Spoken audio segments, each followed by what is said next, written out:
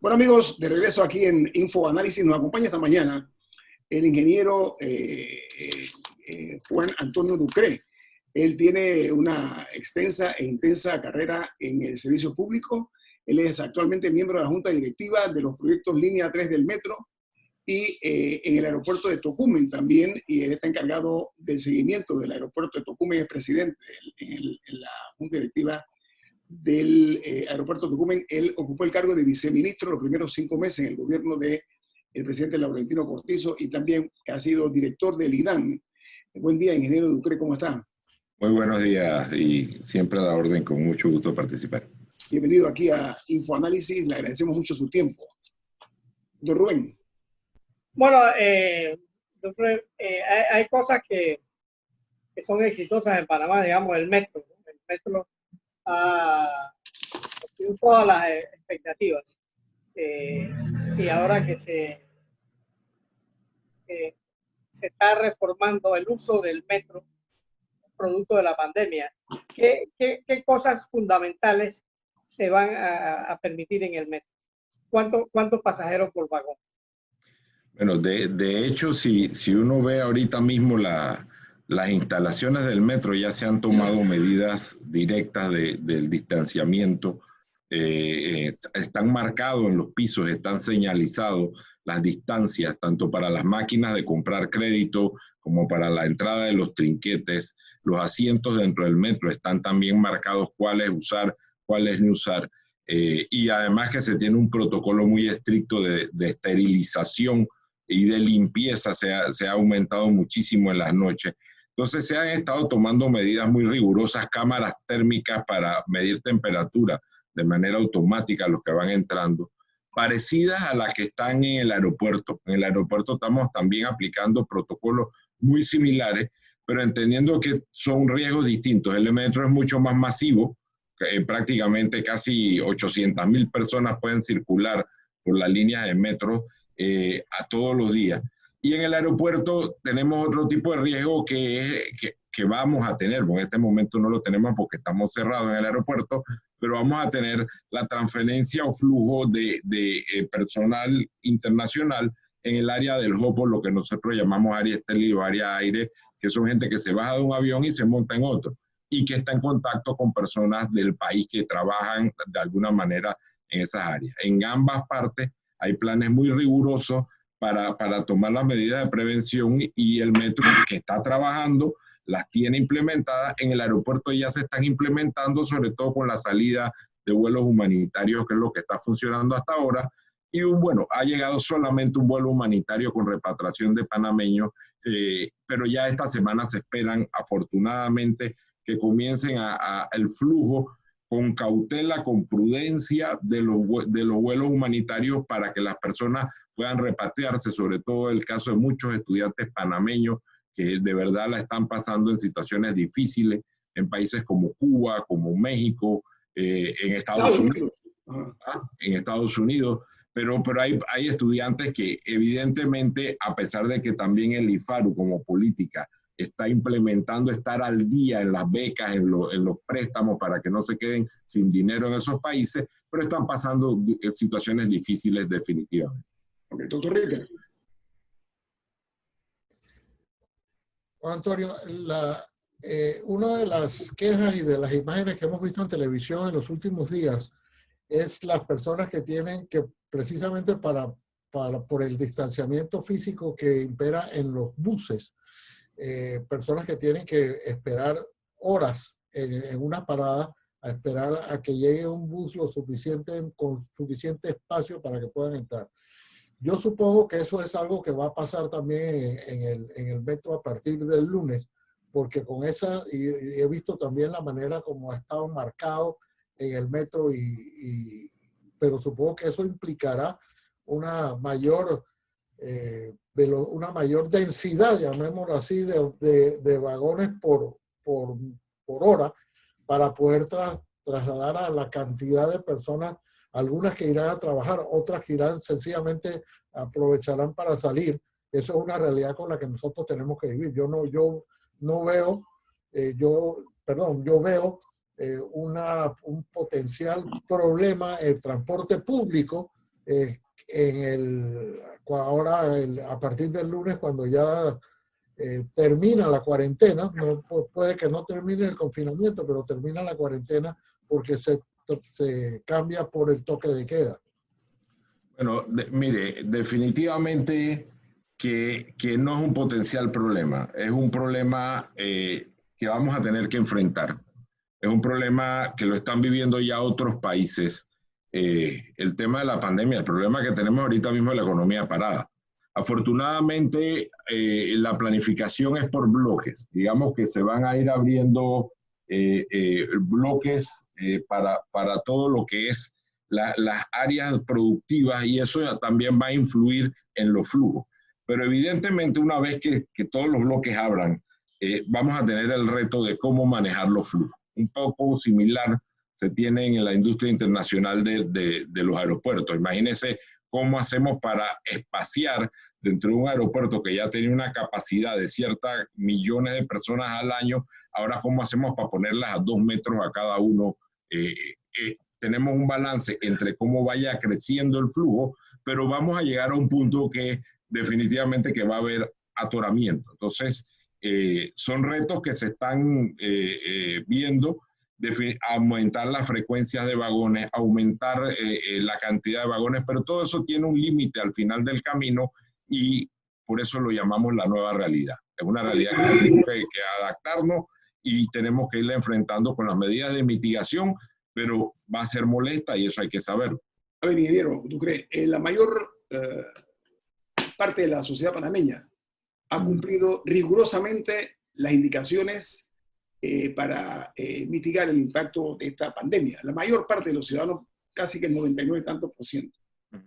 Sin embargo, yo reitero la pregunta, ¿cómo se va a hacer en el metro, viendo la realidad de nosotros, la realidad nuestra, para mantener esa distancia social, yo le digo física, de por lo menos 1,5 metros, conociéndonos también nosotros, así como hemos sido cumplidos, como somos nosotros los panameños a veces de emotivos en circunstancias como esta? Ingeniero, ¿cree usted como parte de los directivos del Metro de Panamá, la línea 3? Bueno, precisamente estaba tratando de hacer, compartir pantalla para poder compartirte algunas fotos de las medidas que ya se están tomando en el metro. Pero es igual que en los bancos, en los supermercados. No sé si has visto que en los pisos se están poniendo algunas calcomanías con unos piececitos. Va a haber mucho más vigilancia. Pero mira, al final del camino, el distanciamiento social, que además es un tema de discusión internacional, que si es 2 metros, que si es 1 metro, que si es menos. Yo pienso que las medidas prioritarias, es importante que haya un distanciamiento social para que no haya contacto físico, ¿ves? Para que no haya contaminación, pero la mayor medida comprobada a nivel mundial es la máscara. Y hay que entender que la máscara o el tapaboca, mucha gente lo confunde con una protección para uno, y no es así, es la protección para los demás. O sea, en la medida que la gente utilice máscara, no va a estar esparciendo las microgotas del virus y no va a estar contaminando las superficies que puedan tener riesgo de contacto con las manos. Después con la mano uno se lo lleva a los ojos. Normalmente ese es el medio de contacto.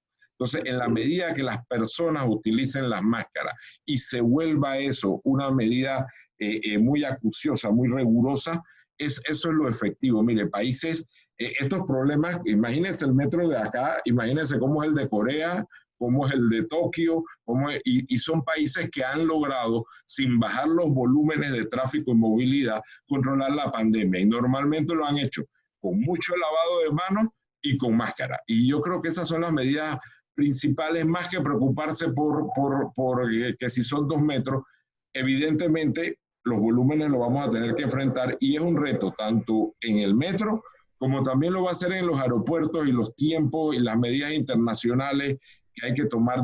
Antes llegabas 2 horas antes, probablemente vas a tener que llegar 3 horas antes o cuidado que más.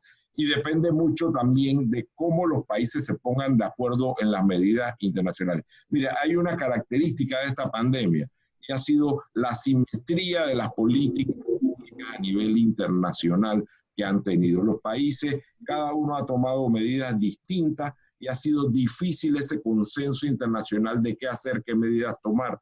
hay en la aviación la OASI, que es la Organización de Aviación Internacional, que sí, digamos que tiene a todos los organismos de aviación del mundo. Se pueden tomar medidas, pero todavía esto está en construcción. La verdad es que es una pandemia de la cual todos estamos aprendiendo y afortunadamente sí hay otros países que van un poco más adelante y nosotros lo que estamos tratando es de aplicar las mejores prácticas, sin embargo, con una prudencia, con proactividad prudente. ¿Qué quiere decir eso? No meternos a comprar aparatos como en los túneles estos que rocían desinfectantes que de repente no son tan efectivos y pueden causar otros daños a la salud, sino las medidas básicas, lavado de manos, gel alcoholado y los tapabocas, y eso sí, garantizar un distanciamiento social mínimo y prudente para que no haya un contacto físico entre las personas. Pero ¿sabe qué, ingeniero Ducre? Estoy de acuerdo, pero es fundamental el hecho de que haya personas dentro de cada vagón, asegurando que se cumplan esas reglas del juego,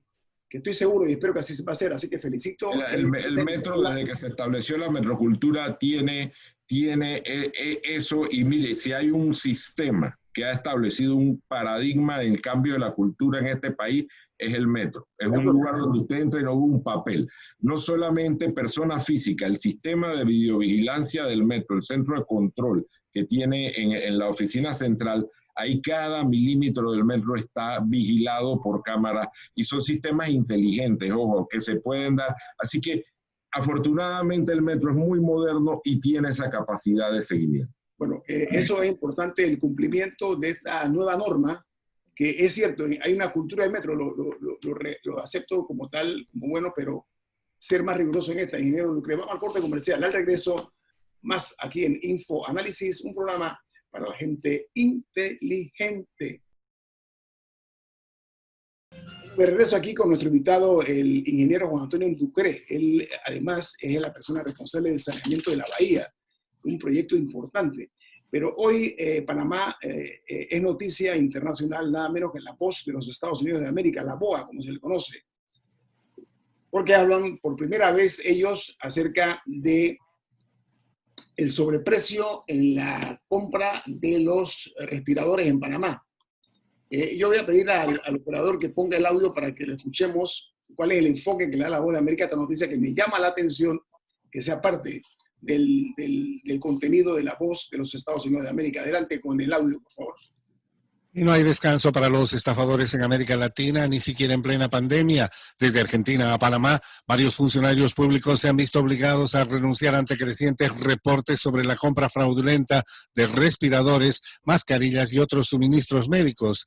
Las operaciones se caracterizan por unos precios hinchados por los fabricantes y beneficios para intermediarios con conexiones políticas que ven la crisis como una oportunidad para desviar fondos públicos. Donde hay necesidad extrema, eso trae que se flexibilizan las normas de gastos y siempre hay alguien ahí buscando lucrar a través de la corrupción. Esa no es la nota es la de Panamá, Daniel, que habla del caso de Panamá. Pero bueno, vamos a continuar. Hoy la Voz de América, la Voz de los Estados Unidos de América. Pero ahí tocaron las compras también de Panamá. Sí, pero hay una que es más puntual, pero bueno, vamos a usarla ahí. Los estafadores, dicen, el término que se usa son estafadores. Y está Panamá, lo que me duele es que esté Panamá dentro de esa nota internacional. Y la Voz de América no es cualquier medio. Ingeniero Ducre, ¿qué le parece eso? Bueno, realmente estos medios replican las noticias que están sacando acá y es evidente que ha habido un cuestionamiento en el tema de la compra de los respiradores acá. O sea, eso es una realidad pública y publicada. Está pasando en todos lados. Si uno lee todos los periódicos, está pasando. Estas épocas, precisamente por la premura, se prestan para los sobreprecios, para que los que ofrecen equipo también los ofrezcan más caros. Por eso la recomendación realmente es actuar con una proactividad prudente. Nosotros, en donde hemos logrado participar, tratamos de tener mucho cuidado con esto, porque hay precios que pueden subir muchísimo una semana y a la semana siguiente bajar. Y lo hemos visto. Y mira, ahí hay que entender claro, si uno está en una empresa privada y usted necesita un tornillo y el tornillo vale 50 centavos y no hay en el mercado y es urgente, y alguien se lo quiere vender en $5, aunque usted sepa que tiene un sobreprecio, usted lo puede comprar porque es una empresa privada. En el caso del gobierno funciona distinto. En el caso del gobierno usted está tutelando los bienes del Estado y tiene que cuidar los precios correctos. Afortunadamente, el contraste de esta noticia es que las compras estas no se han perfeccionado, porque de alguna manera ha funcionado la denuncia ciudadana, ha funcionado lo que es el trabajo periodístico, que es importante reconocerlo, pero también ha funcionado las autoridades que han tomado las medidas y han corregido en el acto cuando se han dado las denuncias. Eso está claro. Hasta ahora no se ha dado, o por lo menos yo no lo he visto, que se haya perfeccionado una compra con sobreprecio dentro del tema del coronavirus. Evidentemente ya hemos visto que se están haciendo investigaciones, las autoridades están actuando, el procurador de la administración usted ha visto que está actuando, el procurador general de la nación también está actuando, y lo importante no es que haya personas intentando aprovecharse de una crisis, lo importante es que haya la vigilancia y que sobre todo los sistemas funcionen. Estamos en medio de eso y nosotros confiamos en que esas cosas se deben dar para que precisamente no exista la lesión patrimonial que pueda venir de una posible especulación en las compras en un momento en que el mercado está en este estado de emergencia Doctor Ritter. Sí, mira, Juan Antonio, tú fuiste viceministro de la presidencia y sabes, manejas como muy pocas personas los intríngulis de la administración pública.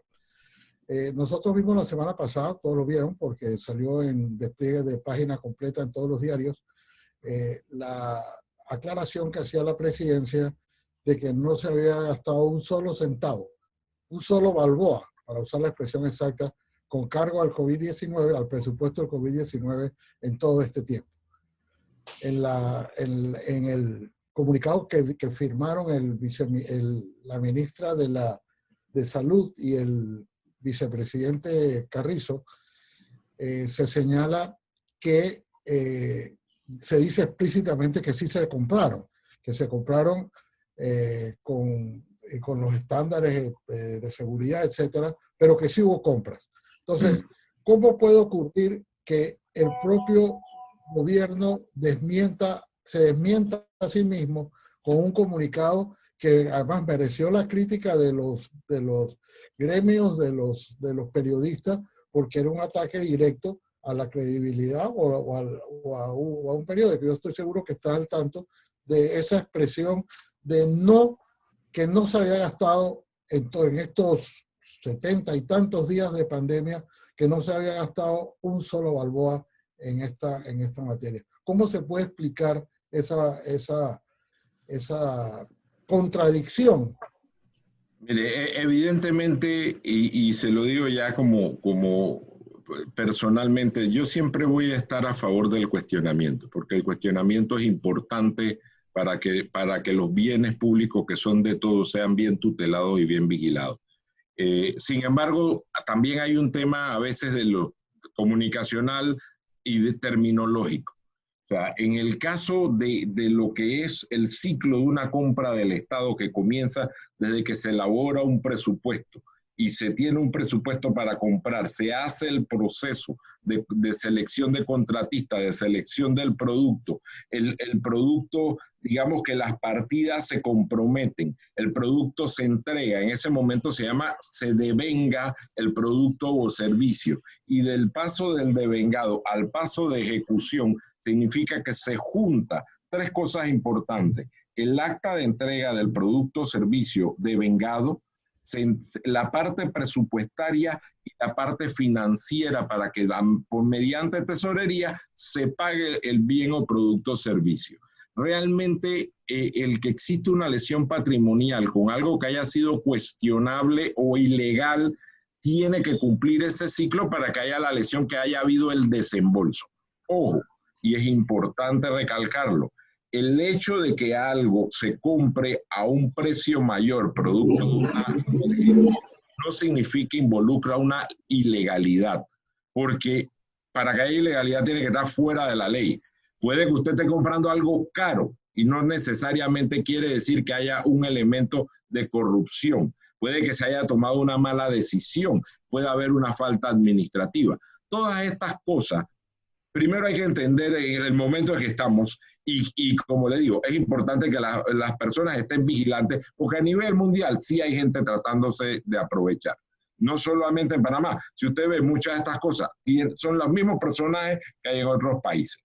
Pero eso no quiere decir... Permiso, señor Ducre, permiso. Las compras... Permítame, señor Ducre. Que haya una ilegalidad. Permiso. Usted está hablando de personajes. ¿A qué se refiere usted puntualmente cuando dice de personajes? Bueno, se dice esto? Usted lo ve en los periódicos, o sea, usted ve cuando se habla de venta de ventiladores. Vamos a poner el ejemplo de la venta de los ventiladores. Si se ve el tema de la venta de ventiladores, hay casos que creo que ha salido en Bolivia, están saliendo en distintos países, están saliendo denuncias similares. Evidentemente, lo que hay que racionalmente ver es para que se demuestre que haya habido un dolo, para que se demuestre que haya habido una ilegalidad, tiene que haber una investigación, ¿ve? Y si realmente eso ha sido un sistema de colusión para defraudar al Estado, al final tienen que pagar los responsables. Mi ingeniero Ducre, una precisión y nada más. Bolivia, el ejemplo, el ministro de Salud, con eso lo hecho de que había elementos de juicio suficientes, fue preso por 3 meses hasta que salga entonces el resultado de la investigación. Rubén Murgas, ¿usted qué opina de eso? Bueno, la prudencia es la mejor arma que puede tener el Estado, sobre todo en estos tiempos, en donde está cayendo mucha gente presa, Sudamérica, la pandemia llama a que manejemos los fondos públicos con prudencia. En Panamá aparentemente ha sido, bueno, acaban de rodar la cabeza de fiscales que no ha habido manera que en un caso probado y requete probado como el de Odebrecht, Panamá no haya conocido la justicia. Y ni siquiera ni el Ministerio Público ni el órgano judicial pudieron poner orden. Entonces yo le llamo la atención a los funcionarios públicos que el manejo de la cosa pública ya llegó al límite en Panamá.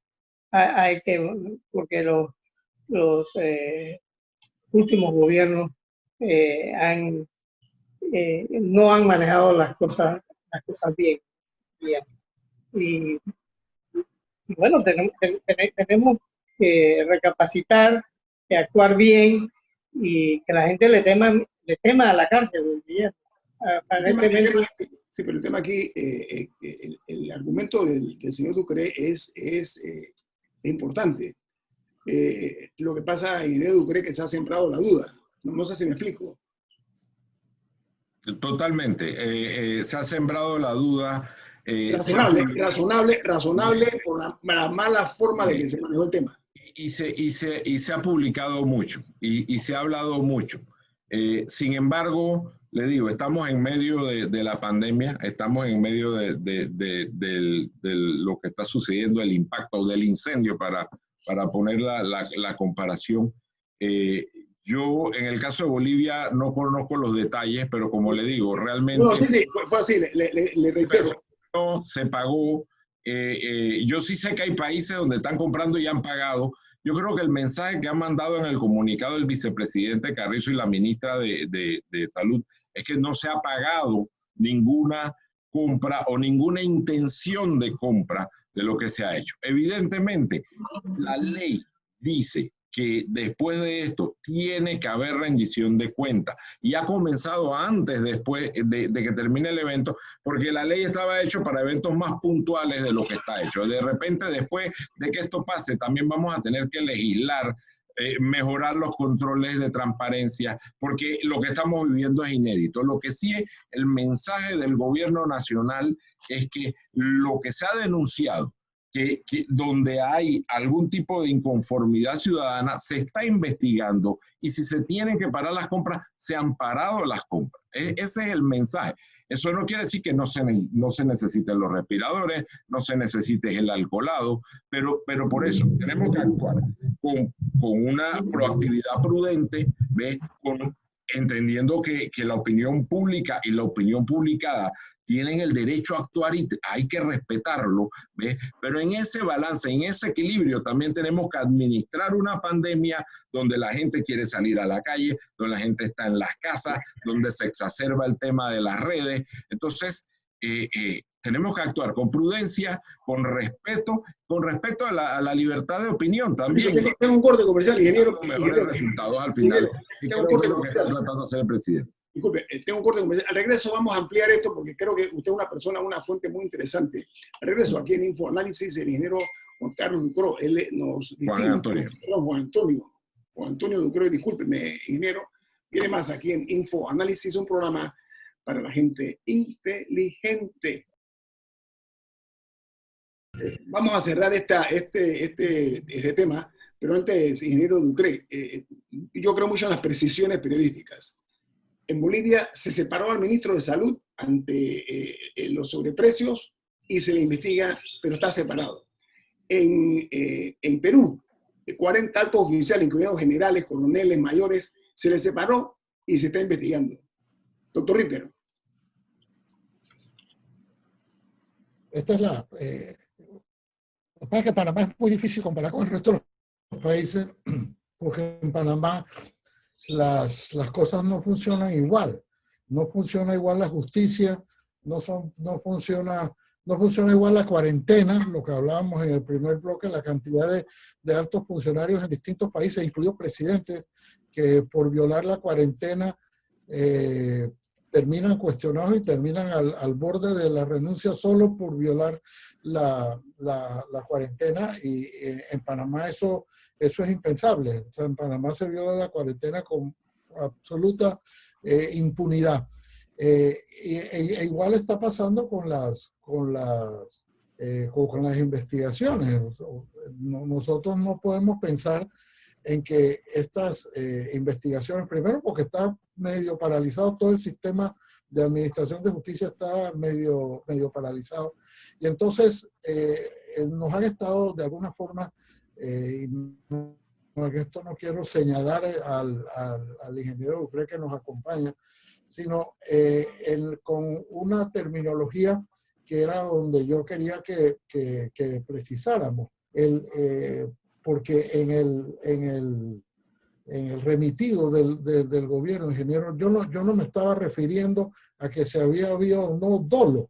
Yo lo que quería era la precisión de que si era que uno como ciudadano puede pensar que el Ejecutivo no había gastado o no ha gastado ni un solo balboa para comprar equipo médico. Si usted lee eso en un periódico, de un remitido del gobierno, que dice el Ejecutivo no ha gastado ni un solo balboa para comprar equipo médico, a lo mejor puede tener una precisión, una exactitud de carácter jurídico que dice porque no se ha pagado, lo cual no significa para el común de los mortales que no se haya comprado. Uno compra muchas cosas que después paga, pero las debe.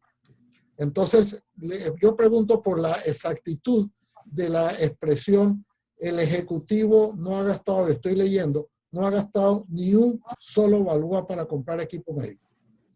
Yo creo que precisamente se refiere a eso, que realmente no se ha desembolsado. A lo mejor hay otras explicaciones, yo entiendo lo que usted trata de plantear. Usted es abogado, yo no soy abogado, pero cuando hacemos comparaciones y tratamos yo creo que Panamá tiene mucho que mejorar en la institucionalidad, pero hacemos comparaciones y aquí la hemos hecho. En Argentina hubo una boda de unos ciudadanos hebreos y fue pena. Aquí hubo una boda de unos ciudadanos hebreos que rompieron la cuarentena, fue multada, muy grandemente multada, $100,000 de multa.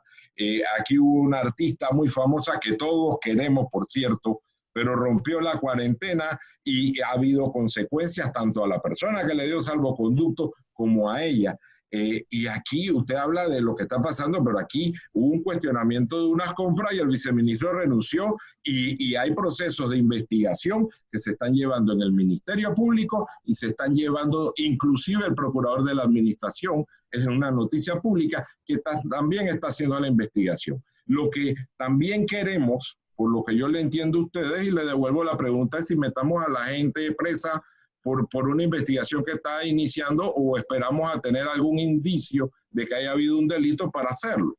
Entonces, lo que sí es cierto es que en el medio de esto estamos administrando una pandemia e insisto y subrayo, todos tenemos que proteger los bienes del Estado y asegurarnos que nadie se vaya a aprovechar de los bienes públicos con sobreprecio o con colusión y ponerse de acuerdo para ganar dinero en la crisis. Porque nadie debe aprovecharse de la crisis. Sin embargo,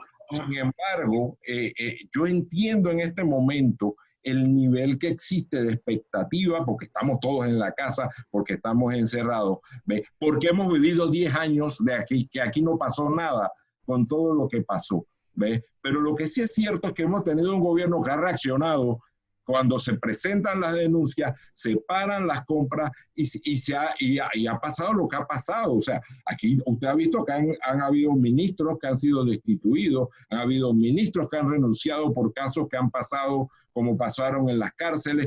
O sea, sí ha habido reacciones y sí es un gobierno que está tomando reacciones. Que la expectativa es muy grande, la entendemos, la comprendemos, pero el gobierno tiene que actuar con una prudencia en este momento y siendo proactivo, porque en este momento lo importante es sacar esta crisis adelante, que la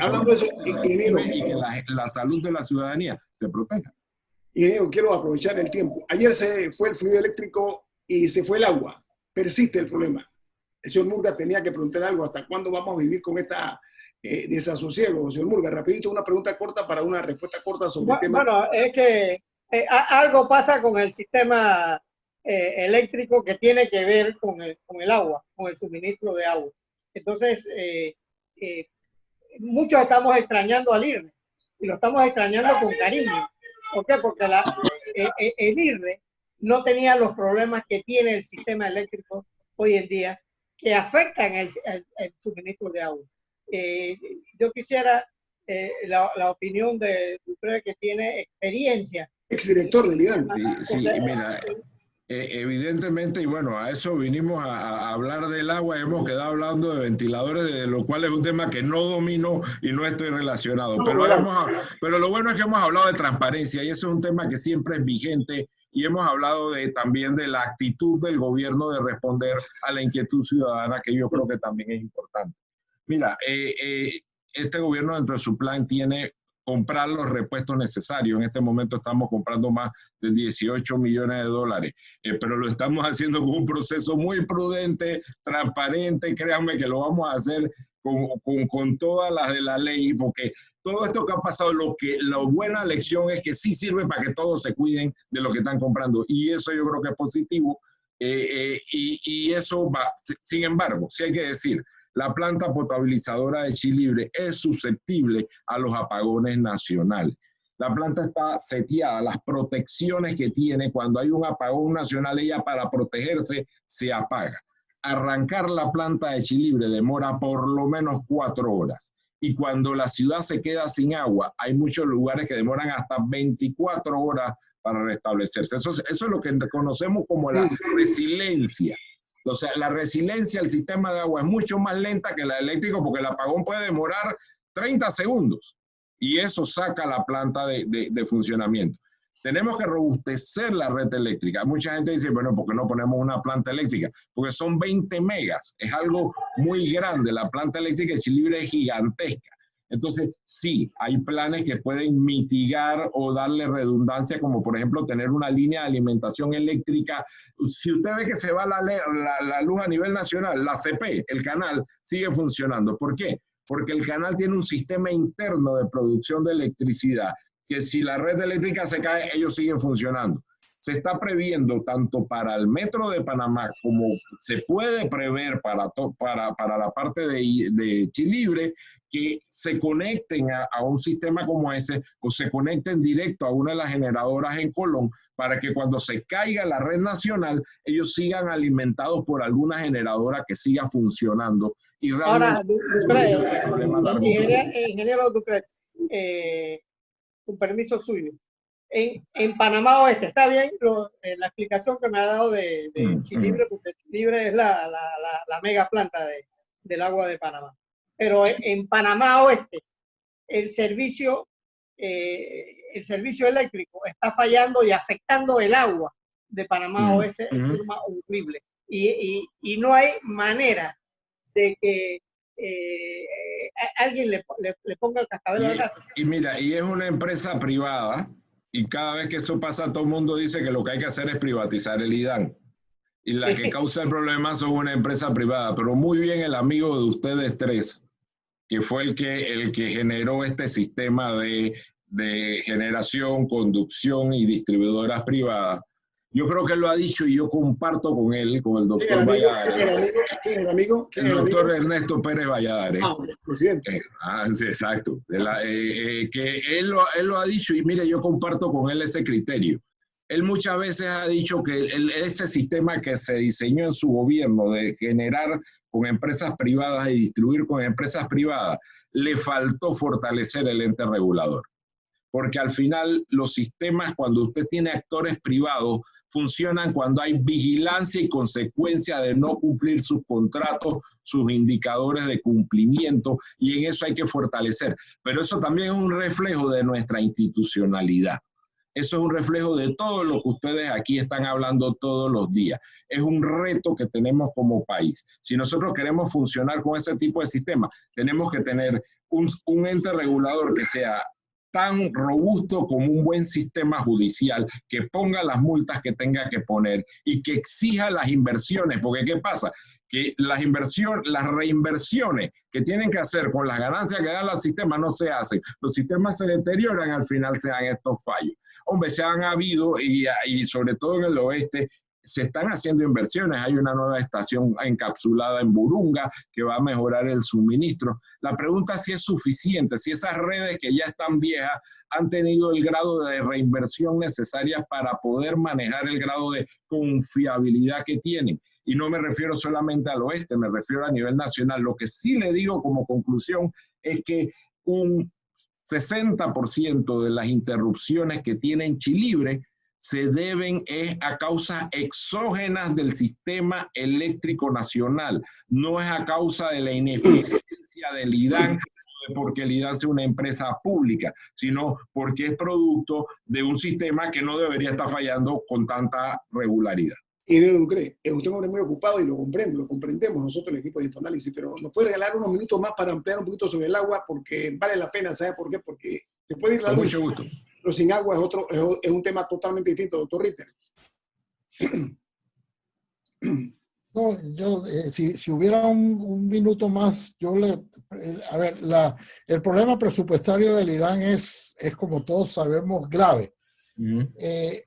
Ahora, los proyectos de infraestructura que implican mayores gastos tienen presupuestos separados. Me refiero al saneamiento de la bahía, por ejemplo, que eso tiene una estructura especial. Pero los proyectos de infraestructura del IDAN se van a ver afectados por esta reducción o por estos recortes presupuestarios que ha habido producto de la pandemia. Pero por supuesto, mire, aquí pasa una cosa que es un poco técnica, pero hay que explicarla. Lastimosamente el gobierno anterior, y viene una política que viene del gobierno tras anterior, donde el Producto Interno Bruto comenzó a subir a los niveles después de la reversión del canal, los gobiernos como política pública, aparte de dejar de planificar bien los proyectos, comenzaron a decidir hacer grandes proyectos con el ingreso tributario corriente o con los ahorros tributarios. ¿Qué quiere decir? De la plata que pagamos de impuestos, después de pagar planillas, electricidad, sobraba algo de plata porque al crecer el Producto Interno Bruto había más dinero de impuestos. Entonces, con eso podíamos hacer inversiones y las íbamos pagando mes a mes, como los metros se hicieron así. Entonces, se comenzaron a contratar. ¿Qué hizo el gobierno anterior? Lo primero es que en su plan estratégico dijo que todos los años íbamos a crecer a un 6.4%. Y en base a eso planificó, yo creo que no se cumplió ni el primer año. En base a eso comenzaron a hacer contrataciones. Mire, el IDAN en este momento tiene probablemente 1.400 millones de dólares contratados, de los cuales probablemente 1.100 millones no tienen un préstamo que lo respalde. La diferencia de saneamiento de la bahía es que es un proyecto que todo proyecto tiene un préstamo de una multilateral que lo respalde. ¿Qué va a pasar ahora? Evidentemente, ¿qué está pasando con los ingresos tributarios? Se acabaron. O sea, ahorita mismo lo que cobre el gobierno en impuestos, el flujo corriente del Estado, se va a utilizar para los gastos básicos. Y los proyectos sí corren un riesgo de quedarse sin flujo, más que de presupuesto. Pues recordemos que el presupuesto es el permiso para gastar, o sea, es no romper la diferencia entre ingresos y egresos del Estado a más del porcentaje que permite la Ley de Responsabilidad Social Fiscal, que llamamos déficit fiscal. Usted tiene que tener dos cosas para hacer un proyecto: presupuesto, que es el permiso para gastar, para no gastar más de los ingresos del Estado con un tipo de responsabilidad fiscal, y la otra es la fuente, el dinero para hacerlo. Cuando usted tiene un préstamo, evidentemente va a tener el dinero. ¿Qué va a pasar con todo no el IDAN, todo el programa de inversión del Estado? Que usted va a requerir fuentes externas, lo cual le trae un beneficio al país, porque cuando usted contrata con un préstamo de un banco, llámese el BID, el Banco Mundial, el banco le exige tener estudios de factibilidad, tener algún grado de planificación y tener un proceso de contratación por lo menos en base a normas internacionales. En eso, nosotros, el que el cinturón se apriete, vamos a ganar. Pero en este momento en el IDAN, eso estamos trabajando en este momento precisamente, es en cómo vamos a formular una estrategia financiera, sobre todo para proyectos del IDAN y de CONADES grandes que se necesitan, porque lo que sí es cierto, las plantas potabilizadoras de Gamboa, el de Howard, de Sabanita, el anillo este que se está haciendo en CONADES, yo creo que lo que le acabo de mencionar podemos estar hablando de unos 800 millones de dólares. Hay que buscarle una fórmula financiera para que se viabilicen, porque de eso dependen que más de 80.000, 75.000 personas reciben todos los días o cuando reciben agua por carro cisterna, porque ya la planta de Chilibre no da más. La planta de Chilibre, en parte, el problema que tiene es que se le daña un motor y parte de la ciudad se queda sin agua de los 10 motores que tiene. No da una gota más de agua. Y el crecimiento que ha tenido la ciudad hacia el lado este, me refiero hacia el lado de Pacora, o inclusive hacia el lado oeste. O sea, ya estamos hablando de que estamos llegando hasta Villarrosario de Capira, en el mismo Capira, Guadalupe, en Chorrera, todo lo que es Burunga, Raiján. Son áreas que reciben todos los días por un sistema perverso y millonario, que son los contratos famosos estos de los carros cisterna. Eso tenemos que darle agua. Amén de las inversiones como Panamá Pacífico, que para potenciarla tiene que tener un recurso de agua. Entonces, son inversiones necesarias, pero en este momento tienen retos importantes financieros. La buena noticia es que ya se está trabajando con un equipo para solucionar eso, y todo el replanteamiento del IDAN en lo que viene en este periodo, tenemos que reinventarnos, tenemos que cambiar las prioridades, y parte de las prioridades en este momento, la primera es tratar de garantizar la continuidad de los servicios para que no se estén parando cada vez que se rompe un repuesto. Y la segunda es precisamente terminar los proyectos que hay que terminar, buscando las fuentes de financiamiento, asegurando los presupuestos y priorizándolas, mejorando la gestión administrativa para que los proyectos terminen en tiempo. Porque lo que no podemos quedar es con proyectos como las ciudades hospitalarias abandonadas, como los 18 hospitales que dejó el gobierno anterior abandonados, como miren, todos estos proyectos se comenzaron al inicio de la administración anterior, debieron durar 3 años y pasaron los 5 años y no llevan ni el 30% de avance, estaban prácticamente abandonados, como los más de 1.400 millones de dólares en casitas y bañitos que el gobierno anterior contrató y que todos están a medio hacer o abandonados. Entonces, lo que hemos recibido es un reto enorme, que vamos a tener ahora el adicional de un problema fiscal muy serio.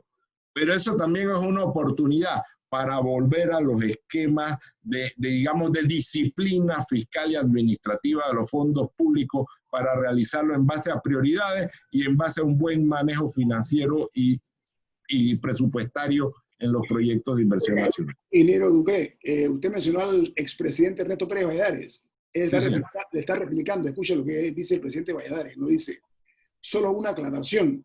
Ajá. Mi administración creó el ente regulador de los servicios públicos.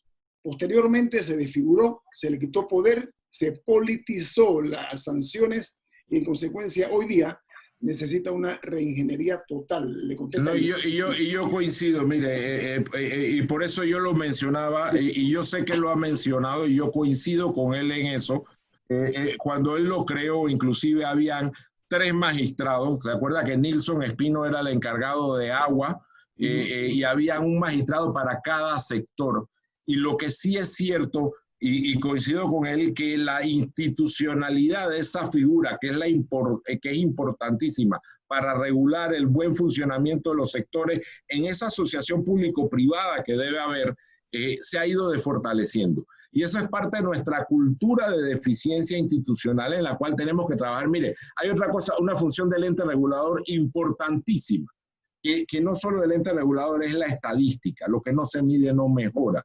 Nosotros hemos visto cómo la estadística ha ido fallando, los indicadores, tanto de lo que hace el ente regulador, el Instituto de Estadística de la Contraloría. Si nosotros no comenzamos a medir, difícilmente vamos a mejorar. Pero tenemos que entender que en esas cosas hay que invertir, hay que capacitar personas y sobre todo tratar de despolitizar en lo que se pueda, aunque yo no estoy muy de acuerdo con ese tema de politizar, porque los gobiernos son políticos y uno escoge a quienes deben funcionar. Cuando el político es bueno, como el doctor Ernesto Pérez Valladares, entonces tenemos una buena politización. Yo creo que como los gobiernos PRD han tenido presidentes políticamente que han dejado legados en este país, hacia eso tenemos que apuntar y no utilizar la palabra politización como simple y llanamente algo malo. Lo que tenemos que hacer es las cosas bien y con eso, insisto, y como comencé, la función de la ciudadanía de estar vigilante,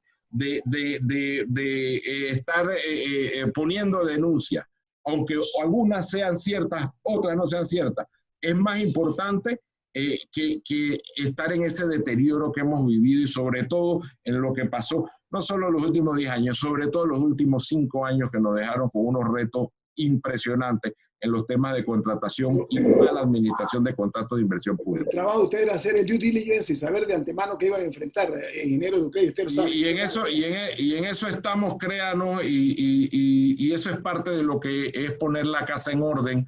En el medio de eso nos cayó una pandemia, hay que admitirlo.